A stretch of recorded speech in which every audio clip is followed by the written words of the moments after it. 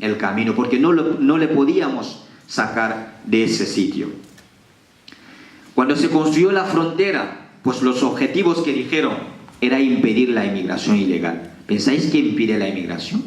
La valla de Ceuta y de Melilla no impide.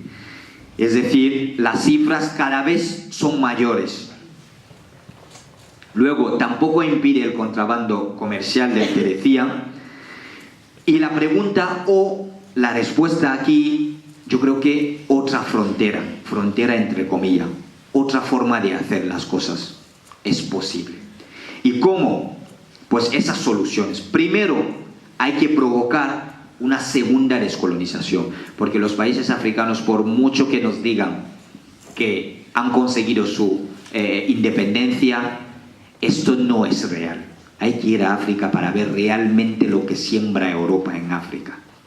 Les puedo asegurar que para un africano que ve todo lo que pasa ahí y que llega allí y ve esa incomprensión y que hay tanta gente que no saben lo que está pasando ahí,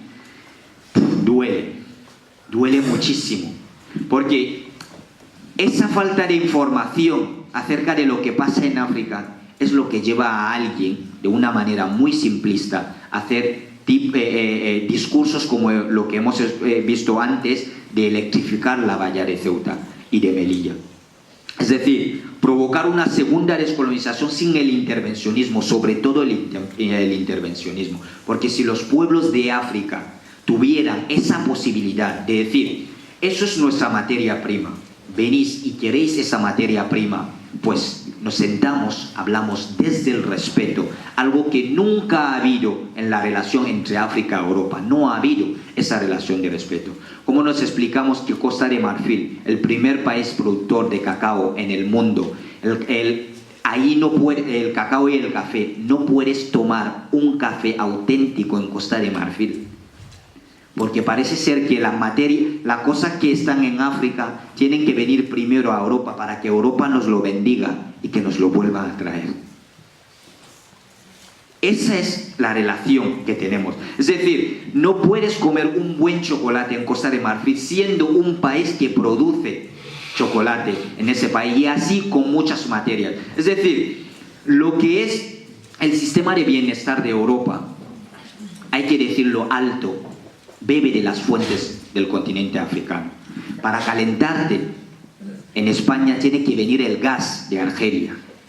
Para tener el móvil o la tablet que se pone a los niños antes de comer, o se le pone para que los niños puedan comer aquí, tienen que trabajar los niños de 4 y 5 años en la mina de coltán, en el Congo, día y noche, para que se pueda traer el coltán a Europa y fabricar todo lo que estamos viendo. Vas a un centro, a un hospital aquí, se habla muy bien del sistema de salud de aquí, pero si miras todo lo que hay en un hospital, son cosas que para fabricarlos tienen que venir materiales de África. Es decir, una relación de tú a tú, donde tanto el continente africano como también Europa pueden ganar en esa relación, aplicando los acuerdos de cooperación al desarrollo de los pueblos, como decía, en materia de educación, sanidad e empleo, es decir, de cooperación.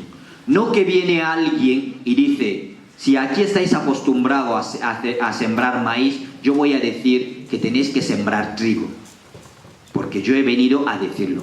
Y es lo que se está haciendo realmente. Es decir, no se escucha la voz de los africanos. Y yo digo muchas veces, África no necesita que se les dé voz. Tenemos voz. Lo que África necesita es que se nos escuche. Y esa escucha realmente es lo que nunca hemos tenido. Y luego, posibilitando las vías seguras para poder inmigrar. Hablaba antes de que no facilitaban los visados. Este niño tiene 7 años. Hay un libro que relata su historia que se llama El niño de la maleta, de Nicola Castellano. El niño de la maleta, su padre estuvo 17, de hecho está en España, estuvo 17 años en España, intentando hacer reagrupación familiar para poder hacer venir su hijo, y no le daban la posibilidad de poder traer a su hijo. ¿Qué hizo? Pues pagó a una mujer 6.000 euros para que la mujer metiese a su hijo así, dentro de una maleta, para poder pasar el control de la frontera en Ceuta y poder hacerle entrar a Ceuta. Es decir, cuando en el escáner se vio esto, es que esto no podemos hablar de humanidad. No podemos hablar de humanidad ante ese tipo de cosas. Y no podemos decir que todos somos y nacemos iguales, libres, iguales en derecho y dignidad. No podemos decir esto, no nos podemos llenar la boca diciendo esto cuando estamos viendo esto y está pasando. Es decir, el niño entró así y hay gente que llega a pagar 4.000 euros para meterse así. Está metido en el motor de un coche. No sabe ni siquiera si va a llegar. Y para meterte así no es gratis. Tienes que pagar 4.000 euros. A veces cuando escuchamos a los políticos decir, es que hay que acabar con la mafia, nosotros estamos haciendo para acabar con la mafia. ¿Quién es la mafia? ¿Quién es la mafia? En la cadena de la mafia, si hubiera vías seguras para poder venir a Europa, ¿existirían la mafia? No. La mafia beben de esas políticas represivas migratoria. Es decir, cuando se bloquea que no se puede llegar, la gente busca otra vía. Y en el camino de esas vías se encuentran a esas mafias de las que muchas veces se habla. Y las mafias se nutren de la política restrictiva de la migración. Respetando los derechos humanos por encima de cualquier cosa y estableciendo las leyes de extranjería que permiten la inclusión de la persona y no la persecución. Es decir, la actual ley de extranjería para la gente que trabaja con la persona inmigrante lo saben perfectamente. No puedes estudiar, no puedes hacer absolutamente nada. No puedes abrir una cuenta de banco. Para tener el permiso de residencia tienes que tener el permiso de trabajo. Y sin el permiso de trabajo no te pueden dar el permiso de residencia. Es decir, estás en un círculo así y no puedes salir. Y la ley de extranjería está diseñada para crear ese efecto que pare el efecto que llama el efecto llamada. Y ahora la pregunta es, ¿por qué migran?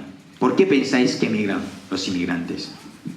Seguro que pues saldrán todo eso, por pobreza, por guerras, miseria, hambre y todo lo que se cuenta. Sí, eso son lo que los medios nos cuentan. Eso es lo que nos cuentan los que están haciendo las leyes de extranjería, que esa gente huyen de las guerras, huyen de la miseria. Y yo me pregunto, ¿de verdad alguna vez habéis escuchado hablar de las causas reales de la inmigración? Porque todos sabemos que esto es, por lo menos es lo que nos dicen. Pero yo hoy os traigo la causa real de la inmigración. Y esta es. Y es una paradoja, que por una parte un continente tan rico con un pueblo empobrecido. Y es el panorama. Esa es como la radiografía de todo lo que está pasando en la frontera sur. No hay dos explicaciones a lo que está pasando en la frontera sur. No hay dos cosas que expliquen que la gente huyan de su casa. Eso es la gran desgracia del continente africano. Su riqueza, lo que debería de ser algo positivo para ese continente, se ha convertido en el mayor dolor de este continente. ¿Qué crea la guerra? Los recursos. ¿Qué crea la pobreza? También los recursos, y etcétera. Cuando vayáis cada punto de eso, os lo desmonta esta imagen. Y África es así. Cualquier parte de África que levante el suelo, vas a ver que hay algo debajo. Y ojalá algún día no tengamos que ponernos delante de la gente para poder decirles que esa es la causa de la inmigración. Ojalá algún día que cada uno pueda estar en su país y disfrutar de lo que es suyo. Y si tiene que salir, que sea salir por gusto, salir por hacer turismo, salir por estudiar, como lo hacen cualquier persona, pero que nadie se vea obligado a tener que salir huyendo, teniendo todo eso. Voy terminando rápidamente. Y en eso es donde se dice que la frontera realmente que se protege, pues ese sistema de bienestar. Porque los discursos políticos que te dicen, pues el poco pan que tienes, ojo que si viene el migrante, vas a tener que compartir. Es decir, lo que hacen es que el penúltimo y el último les enfrentan. Claro, porque a la gente realmente, a la gente que cale ese tipo de mensaje también, son gente que evidentemente lo que les dicen es que está peligrando lo poco que tienen. Es decir, si viene el migrante, te va a quitar lo poco que tienes. Es decir, la gente se pone a la defensiva y lo que se protege es eso, sistema de bienestar. El miedo a lo desconocido, porque siempre nos han presentado al desconocido como un enemigo más. Y aquí, como decía antes, que a las materias primas no se le pone la valla, pero realmente si África pensara poner la valla a su materia prima, seguro que Europa es la que saltaría la valla para ir a buscarla. Y para terminar, como veis, en ese barco nos encontramos todos, que lo queramos o no, estamos en este barco. Y este barco es el barco de la globalización. Que despertamos un día y nos encontramos ahí. No sabemos ni siquiera por qué estamos ahí. Es decir, todos estamos ahí. Lo que quiere decir ese barco es que quieras o no, lo que está pasando en Mali te va a afectar en España. Lo que está pasando en Siria afectará a los que están en Francia, que lo quieras o no. Cuando pasó la mal llamada crisis de los refugiados en el 2015, Siria estuvo 6 años o 5 años en guerra y nadie miraba. Todo el mundo miraba hacia otro lado. Pero ¿qué pasa? Cuando apareció el cuerpo de Aylan, ¿os acordáis? El niño sirio que apareció su cuerpo en la playa. Cuando apareció su cuerpo es cuando Europa empezó a mirar.